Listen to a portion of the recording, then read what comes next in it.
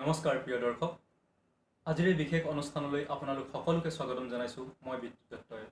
আজি আমাৰ ষ্টুডিঅ'ত উপস্থিত আছে অসমৰ এনে এগৰাকী ব্যক্তি, যি নাটকক প্ৰাণ ভৰি ভাল পায়, নাটকৰ হকে কাম কৰিবলৈ যাৰ মনত আছে যথেষ্ট হেঁপাহ।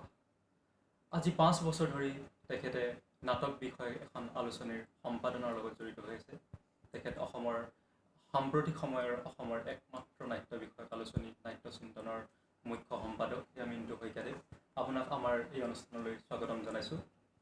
আমি পোনপ্ৰথমে আপোনাৰ পৰা জানিবলৈ চেষ্টা কৰিম আপোনাৰ যি নাট্য চিন্তন আলোচনী, সেই নাট্য চিন্তন আলোচনীখনৰ জন্মৰ অন্তৰালৰ বিষয়ে।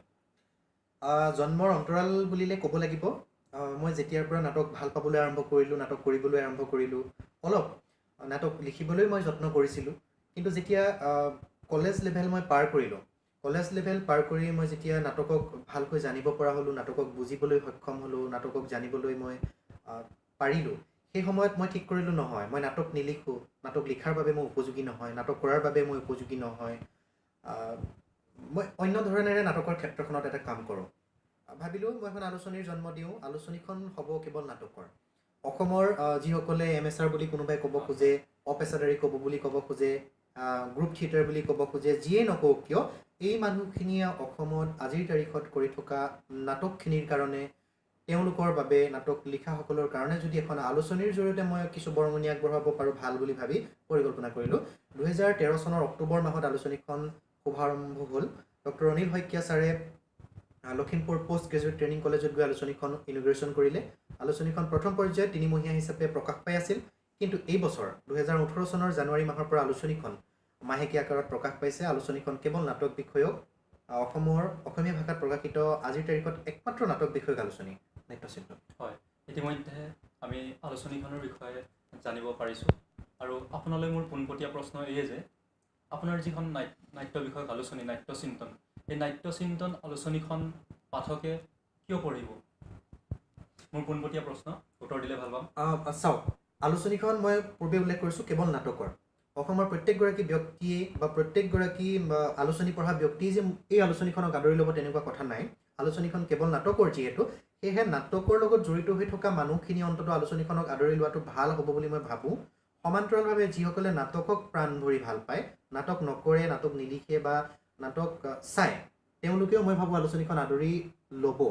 এইকাৰণেই কেৱল পঢ়ুৱৈ হিচাপেই নহয়, নাটকৰ বিভিন্ন ধৰণৰ খা খবৰ আলোচনীখনৰ যোগেদি পাব।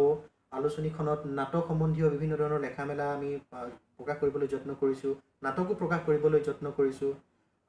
গতিকে আলোচনীখন নিশ্চয় পঢ়ুৱৈ আদৰি ল'ব। আৰু এটা কথা আহি পৰে, যেতিয়া আমি আলোচনীৰ কথা বা অন্যান্য কাকত পত্ৰৰ কথা ক'বলৈ যাওঁ, তেতিয়া এটা কথা নিতান্তই প্ৰয়োজন বা এটা কথা আৰু আলোচনাৰ মজিয়ালৈ আহি পৰে, সেইটো হৈছে সেই কাকত বা আলোচনীখনৰ বাণিজ্যিকৰণৰ দিশটো। গতিকে আপোনাৰ নাট্য চিন্তন আলোচনীখনৰ বাণিজ্যিকৰণৰ ক্ষেত্ৰখন বা বাণিজ্যিকৰণৰ দিশটো কেনেকুৱা, দেখুৱাই দিব নেকি? চাওক, প্ৰথম 5 বছৰ আলোচনীখন আজিৰ তাৰিখলৈকে মই আলোচনীখনৰ কাৰণে মই নিজৰ জেপৰ ধনো ভাঙিছোঁ, প্ৰকাশ কৰিছোঁ। এটাই স্বাৰ্থ, মোৰ স্বাৰ্থটো বৃহত্তৰ জাতীয় স্বাৰ্থ, সেই নাটকৰ মানুহখিনিৰ কাৰণে কৰা মোৰ ত্যাগ স্বাৰ্থ বুলি ক'ব লাগিব। যোৱা 5 বছৰত মই পকেটৰ ধন ভাঙি আলোচনীখন প্ৰকাশ কৰি আছোঁ, কিন্তু লাহে লাহে এই মুহূৰ্তত বৰ্তমান পৰ্যায়ত মই আলোচনীখনৰ বাণিজ্যিক দিশটো মই ভালকৈ মন কৰিছোঁ আৰু মই টাৰ্গেট কৰি লৈছোঁ যিকোনো উপায়েৰে আলোচনীখনৰ যিটো খৰচ, প্ৰয়োজন হ'লে লাভাংশ কিছু অংশক আহিব, মই এটা বাণিজ্যিক নিয়ম বা বিজনেছ এটা পলিচি মই নিৰ্ধাৰণ কৰিছোঁ। কিন্তু আলোচনীখন যোৱা 5 বছৰত মই পকেটৰ ধন ভাঙি মই কৰিছোঁ, এইটো স্পষ্ট। আপোনালৈ মোৰ আৰু এটা পোনপটীয়া প্ৰশ্ন, সেইটো হৈছে যে নাট্য চিন্তন আলোচনীখনৰ মুখ্য সম্পাদক হিচাপে আপুনি নিজকে কিমান যোগ্য বুলি ভাবে? ভাল প্ৰশ্ন, কিন্তু কথাটো হ'ল মই এতিয়া এখন চাৰ্টিফিকেট যদি ল'বলৈ যাওঁ সম্পাদক হিচাপে, মোৰ এটা ID কাৰ্ডৰ প্ৰয়োজন। ID কাৰ্ডটো মোক কোনে দিব? প্ৰকাশকে দিব। প্ৰকাশক কোন? মই নিজেই। এতিয়া চাবলৈ গ'লে আলোচনীখনৰ সম্পাদক হিচাপে দায়িত্ব মোক কোনেও দিয়া নাই, মই নিজেই লৈছোঁ। প্ৰকাশক হিচাপে মই নিজেই নিজক সম্পাদকৰ দায়িত্বটো দিয়াৰ নিচিনাই কথা হৈছে।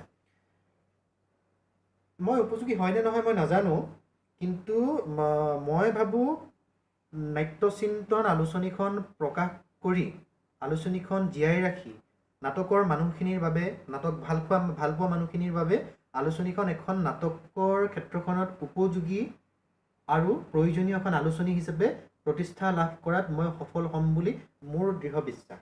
আৰু তাৰ বাবে মই অধ্যয়ন কৰিব লগা থাকিলে অধ্যয়ন কৰিব লগা হ'লে মই কৰিম ডেফিনেটলি। যিখিনি কষ্ট কৰিব লাগে, এতিয়া নলবাৰী, বৰপেটা, পাঠশালা, ধেমাজি, শদিয়া, ধুবুৰী, ডিব্ৰুগড়, যোৰহাট, য'তেই যিমান নাটকৰ গ্ৰুপ আছে সেই গ্ৰুপবিলাকৰ ওচৰলৈ গৈছোঁ, মই কথা পাতিছোঁ, তেওঁলোকৰ অভাৱ, তেওঁলোকৰ অভিযোগ, তেওঁলোকৰ কৰি থকা কাম কাজৰ খতিয়ান লৈছোঁ। মই সেইখিনি আলোচনীখনত প্ৰকাশ কৰিবলৈ মই যত্ন কৰিছোঁ। মই নিজে কিছু কষ্ট কৰিছোঁ আলোচনীখনৰ কাৰণে।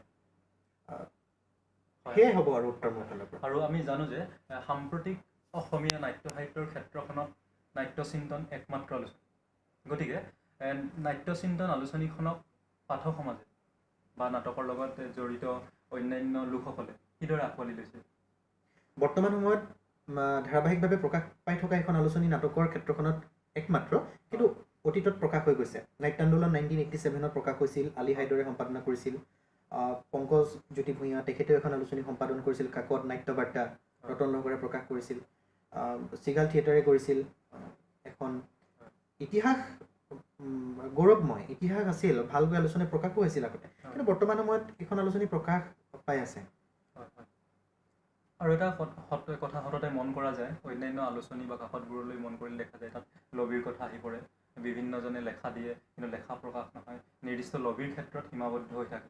আৰু বিভিন্ন ক্ষেত্ৰত সততে অভিযোগ উত্থাপিত হয় যে নতুন চামক এই নিৰ্দিষ্ট কাকত আলোচনীবোৰে গুৰুত্ব নিদিয়ে, তেওঁলোকৰ লেখা প্ৰকাশ কৰিব নোখোজে। গতিকে এই ক্ষেত্ৰত আপোনাৰ নাট্যচিন্তন আলোচনীখনৰ ফালৰ পৰা আপুনি কি পদক্ষেপ লৈছে?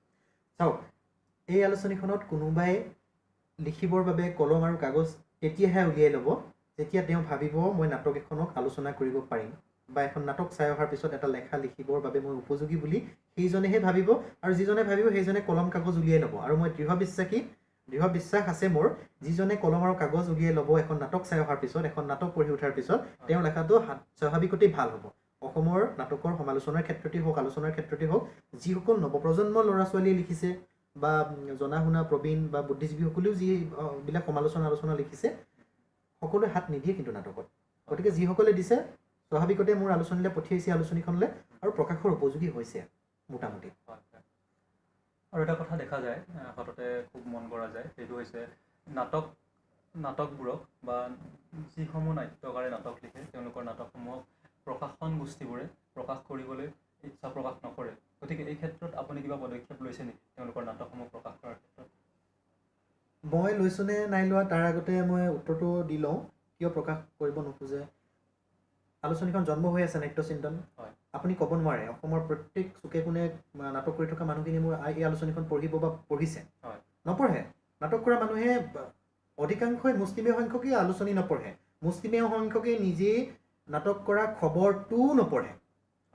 আজি মই অভিনয় কৰিছোঁ, কাইলৈ পেপাৰত যদি মোৰ নাম সহ জাষ্ট এটা টোকাও যদি বাতৰি এটাও প্ৰকাশ হয়, সেই খবৰটোও পঢ়িবলৈ মোৰ সময় নাই, মই ইচ্ছা আৰু আগ্ৰহ প্ৰকাশ নকৰোঁ। তেনেস্থলত পানে লিখা নাটকৰ গ্ৰন্থ এখন কেনেকৈ পঢ়িব? কিন্তু সেই বুলি এইটোও ক'ব নোখোজোঁ নাটকৰ গ্ৰন্থৰ মূল্য নাই, এই কথাটো মই ক'ব নোখোজোঁ। আগৰে পৰা প্ৰকাশ হৈ আহিছে, যিসকলে পঢ়ে তেওঁলোকে পঢ়িবই। যিবিলাক ভাল গ্ৰন্থ হিচাপে প্ৰকাশকে চিলেক্ট কৰে, নিৰ্বাচন কৰে, সেইসমূহ সদায় প্ৰকাশৰ উপযোগী এখন ভাল মহৎ গ্ৰন্থ নাটকৰ হয়েই। আৰু আমাৰ যিটো পাব্লিকেশ্যন সৌৰভ নাট্য প্ৰকাশন, আমি এতিয়ালৈকে এখন নাটকৰ গ্ৰন্থই প্ৰকাশ কৰিছোঁ ভৱ পূজাৰী ছাৰৰ। ভৱিষ্যতেও আমি নিশ্চয় কৰিম, আৰ্থিকভাৱে যদি সচ্ছল হওঁ, কৰিব পৰা অৱস্থাত যদি আমি থাকোঁ। আৰু আপোনালোকৰ নাট্যচিন্তন পৰিয়ালৰ পৰা নাট্যচিন্তন থিয়েটাৰ প্ৰডাকশ্যন হাউচ বুলি এটা থিয়েটাৰ প্ৰডাকশ্যন হাউচ স্থাপিত হৈছিল আৰু বিভিন্ন নাটক প্ৰচাৰিত হৈছিল। গতিকে সেই থিয়েটাৰ প্ৰডাকশ্যন হাউচটোৰ বিষয়ে কিছু কথা আমাক জনাওকচোন। নাট্যচিন্তন থিয়েটাৰ প্ৰডাকশ্যন হাউচৰ জন্মৰ অন্তৰালৰ কথাটো এনেকুৱা, মই ভাবিলোঁ সৌৰভ নাট্য প্ৰকাশনে এখন আলোচনী জন্ম দি আছে, পাব্লিকেশ্যনৰ কাম কৰিব, কিন্তু প্ৰডাকশ্যন আমি কিহৰ বেনাৰত কৰিম? তেতিয়া মই ভাবিলোঁ যে নাট্যচিন্তন থিয়েটাৰ প্ৰডাকশ্যন হাউচ বুলি এটা প্ৰডাকশ্যন হাউচ খোলোঁ। আমি নিয়মীয়াকৈ নহয়, সময় সুবিধা পালে আমি কৰিম, সেই বুলি ভাবি 2014 চনত অক্টোবৰ মাহতে জন্ম হৈছে নাট্যচিন্তন থিয়েটাৰ প্ৰডাকশ্যন হাউচ জন্ম দিলোঁ। আৰু নাট্যচিন্তন থিয়েটাৰ প্ৰডাকশ্যন হাউচৰ আমি নিজাববীয়াকৈ কেইবাটাও প্ৰথমতে প্ৰডাকশ্যন কৰিছিলোঁ 3 ঠাইত। তাৰপিছত আমি সমাহাৰ বুলি এটা কাম কৰিলোঁ, সমাহাৰ বুলি 10 মাহত 10খন নাটক ল'লোঁ লখিমপুৰত, এই কামটো কৰিলোঁ। তাৰপিছত লখিমপুৰ নাট সমাৰোহ পাতিলোঁ, লখিমপুৰতেই জন্মগ্ৰহণ কৰি মৃত্যু হোৱা 6জন ব্যক্তি, মহাপুৰুষ শ্ৰী শ্ৰী মাধৱদেৱ, পদ্মনাথ গোহাঁই বৰুৱা, গণেশ চন্দ্ৰ গগৈ, মুনীন ভূঞা, আলী হাইদৰ, চন্দ্ৰধৰ চমুৱা, এই 6জন ব্যক্তিৰ 6খন নাটক লৈ আমি সমাৰোহ এখনো পাতিলোঁ। কিন্তু বৰ্তমান আমি কৰা নাই, কিন্তু নাট্যচিন্তন থিয়েটাৰ প্ৰডাকশ্যন হাউচে ভৱিষ্যত সময়তো কিন্তু প্ৰডাকশ্যনৰ কাম কিছু কৰিব। হয় হয়। আৰু এটা কথা সোধোঁ যে আপুনি নাটক বিষয়ক আলোচনীখনৰ লগত জড়িত হৈ আছে বহু বছৰ ধৰি, গতিকে আপোনাৰ মনত নাটকৰ প্ৰতি দুৰ্বলতা ভাৱটোৰ কেতিয়াৰ পৰা জন্ম হ'বলৈ আৰম্ভ কৰিল, নাইবা আপুনি নাটক লিখিছে নেকি? এই সম্পৰ্কত কিছু কথা জনাওকচোন। সেই ভাৱটো জাগিল তেতিয়াই যেতিয়া প্ৰাথমিক বিদ্যালয়ত পঢ়ি আছিলোঁ মই, মোৰ ভাইটি। তেতিয়া দেউতাই দুভাগ ৰাতিলৈকে কেৰাচিন তেলৰ চাকিৰ পোহৰত দেউতাই বচন মুখস্থ কৰিছিল, ভাওনাৰ বচন মুখস্থ কৰিছিল দেউতাই, ৰাসৰ সংলাপবোৰ মুখস্থ কৰিছিল দেউতাই। যেতিয়া দেখিছিলোঁ দেউতাই, আমি শুই যাওঁ, কিতাপ পঢ়োঁ, শুই যাওঁ, টোপনি ধৰে, দেউতাই কিন্তু ৰাতি 2 বজালৈকে 1 বজালৈকে সেই বচনবোৰ মুখস্থ কৰি আছিল। তেতিয়াৰে পৰাই নাটকৰ প্ৰতি এটা প্ৰবল প্ৰেম ভালপোৱা গঢ়ি উঠিল নজনাকৈয়ে বুকুৰ মাজত। হয় হয়। সেয়াই হয়তো আৰম্ভণি হ'ব। হয় হয়। আমাৰ সময়ো কমি আহিছে, গতিকে আমি এই মুহূৰ্ততে আমি আমাৰ অনুষ্ঠানটোৰ সামৰণি পেলাব লাগিব। আমাৰ এই বিশেষ অনুষ্ঠানলৈ মিণ্টু শইকীয়াদেৱ আহি উপস্থিত হোৱাৰ কাৰণে এষাৰ কথা কৈ লওঁ লগতে, যিখন আলোচনী বৰ্তমান প্ৰকাশ হৈ আছে, যদিও ব্যক্তিগত প্ৰচেষ্টাত বুলি কৈছোঁ, বৰ্তমান আমি এখন সম্পাদনা সমিতি ঠিক কৰিছোঁ। মুখ্য উপদেষ্টা হিচাপে সন্মানীয় বিশিষ্ট নাট্যকাৰ, নাট পৰিচালক, কবি শ্ৰদ্ধা ৰফিকুল হুছেইন দেৱ, তেখেত আমি আলোচনীখনৰ উপদেষ্টা কৰি লৈছোঁ। তেখেতক সমান্তৰালভাৱে বিদ্যুৎ দত্ত উপসম্পাদক, ত্ৰৈলোক্য কুমাৰ নাথ, পংকজ কলিতাক আমি মুখ্য কাৰ্যকৰী সদস্য হিচাপে আমি লৈ এখন সমিতি গঠন কৰিছোঁ। আৰু নতুন আমি কিছুমান বিজনেছ পলিচি লৈ আলোচনীখন যাতে ভৱিষ্যতে খুব নিয়াৰিকৈ প্ৰকাশ হৈ থাকে, তাৰ বাবে আমি পৰিকল্পনা কিছু হাতত লৈছোঁ। হয়, মিণ্টু শইকীয়াক ধন্যবাদ। পৰৱৰ্তী সময়ত আমি পুনৰ লগ পাম, পুনৰ এনেধৰণৰ অনুষ্ঠান আমি কৰিবলৈ চেষ্টা কৰিম। ইমানতে অনুষ্ঠানৰ সামৰণি মাৰিছোঁ। ধন্যবাদ।